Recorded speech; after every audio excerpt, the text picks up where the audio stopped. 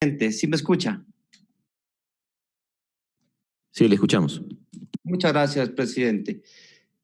Permítame en esta tarde iniciar saludando a nuestros asambleístas migrantes, Jimena Peña, Esther Cuesta, Esteban Melo, Mauricio Zambrano, especialmente a nuestros asambleístas Byron Zuquilanda y Fernando Flores por su permanente lucha a favor de los migrantes. Por supuesto, sus criterios van a ser súper importantes para la construcción de esta ley.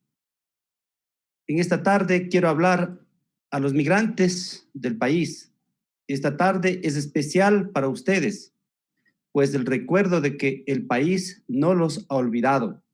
El recuerdo que esta legislatura, con estos 137 asambleístas, están comprometidos con ustedes y que no dejaremos pasar por alto las promesas que les hicieron y no fueron cumplidas.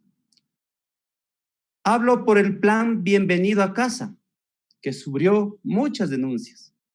Entre el 2010 y 2012 existe un aumento de personas que regresan al Ecuador confiando en los buenos resultados de este plan. Pero para 2013 y 2014 se reduce este flujo, pues los migrantes que habían retornado no tuvieron más opción que regresar al ver que las oportunidades en el Ecuador no eran las mejores. Para 2015, las salidas del Ecuador a España y a otros países superan los ingresos al país en cuanto a los ciudadanos. Eso tenemos que arreglar ahora en esta ley. Hay que dar importancia, por supuesto, a nuestros migrantes. Yo quisiera que Secretaría nos comparta, por supuesto, una presentación de por qué hay que dar importancia a nuestros migrantes. Por favor, señor secretario.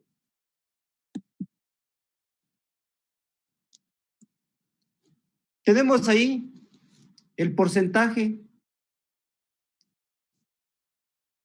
de cómo los migrantes contribuyen al desarrollo del país con las remesas.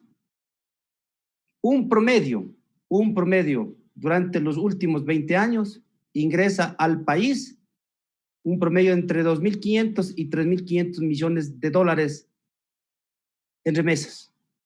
¿Y qué hemos hecho nosotros por esos migrantes que nos traen divisas? ¿Qué hace el país? Sigamos, por favor. Por otro lado, hay que mirar que estas remesas vienen de Estados Unidos, España e Italia. Siguiente. Y miremos cómo se distribuyen estas remesas en las diferentes Guayas, Manabí, Azuay, Pichincha. Casi el 78% de estas remesas. Por favor, sigamos. Cómo nuestros compatriotas están más en España, en Estados Unidos, en Italia. Gracias, señor secretario, por la presentación. Por lo tanto, teniendo estos datos importantes, sería doloroso no hacer en esta ley algo por ellos. Junto con esto debemos debatir también la situación de los extranjeros que quieren entrar en nuestros territorios.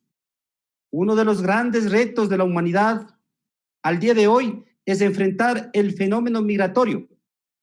Las distancias económicas entre las regiones del globo han generado movimientos humanos nunca antes vistos. Estos movimientos obligan que cambien las políticas migratorias de los estados, atendiendo a nuevas dinámicas económicas. Pero recordemos también que no únicamente las diferencias económicas generan ciclos migratorios. El caso de la ola migratoria de venezolanos nos recuerda que las personas también deben abandonar igualmente sus países debido a la opresión de las dictaduras.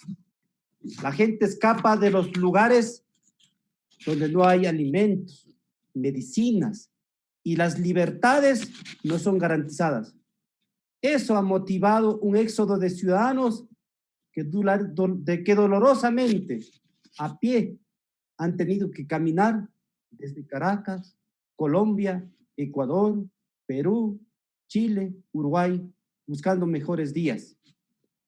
El primer punto que debemos dejar en claro aquí es que los gobiernos que destruyen sus países son los que generan olas migratorias. De acuerdo con el enviado especial de las Naciones Unidas para los Migrantes y Refugiados venezolanos, los flujos migratorios para este 2020 experimentarán mayores aumentos. Se trata de un aumento aproximado de 2 millones de venezolanos por la región, pasando de 4.5 millones a 6.5 millones en la región. De acuerdo a la última encuesta realizada en el 2019 por la Organización Internacional de Migraciones, el 15% de ingresos de ciudadanos venezolanos a Ecuador no pasó por los filtros de control migratorio en frontera. Muchos de estos ciudadanos ingresaron por alguno de los 28 pasos informales que existe en la frontera norte, especialmente luego de instaurarse el requisito de visa para entrar al territorio. De acuerdo con la Cancillería del Ecuador, apenas 56,000 personas de nacionalidad venezolana han seguido su proceso de regularización. Su estadía en el Ecuador entre agosto de 2019 y marzo de 2020. Se estima que se encuentran dentro de este proceso de regularizarse apenas, al menos 180,000 venezolanos más.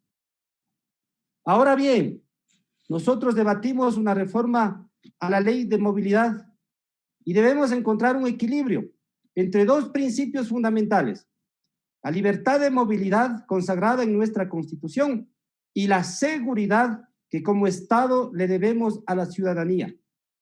Los datos mencionados demuestran que está fallando el sistema migratorio en el país. La reforma que estamos debatiendo presenta cambios que son, sin duda, favorables.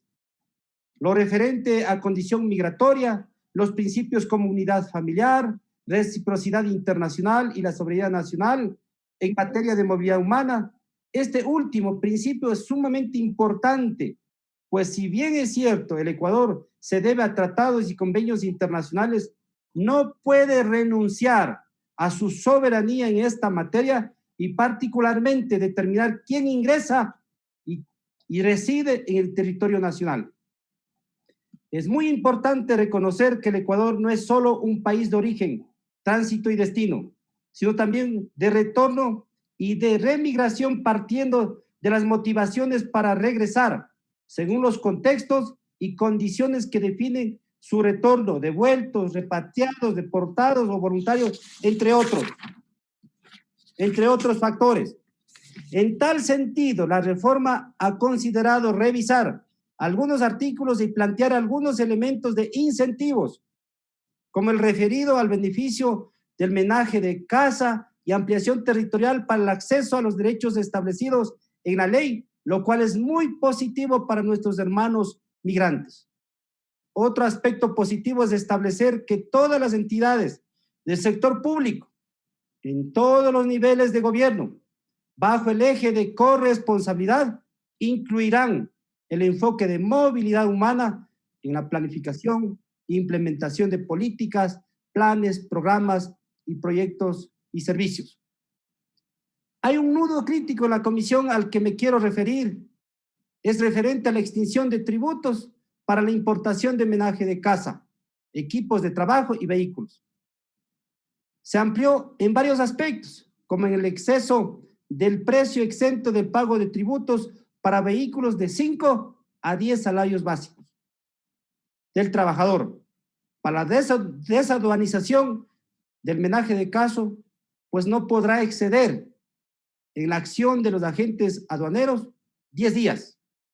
Esto es un gran incentivo que no solo beneficia al regreso al territorio nacional, sino que será un impulso a la economía local, pues los migrantes retornados tendrán más liquidez para invertir. Adicionalmente, se establecieron requisitos esenciales para la obtención de la residencia temporal o permanente en el Ecuador por parte de una persona extranjera. poseer pasaporte, documentos de viaje o identidad válidos y vigentes, reconocidos a través de instrumentos internacionales y la Autoridad de Movilidad Humana. Además, deberá contar con el certificado de antecedentes penales. Otro requisito que se establece es que, según la información que dispone el Estado ecuatoriano, el solicitante no sea considerado como una amenaza o riesgo para la seguridad interna.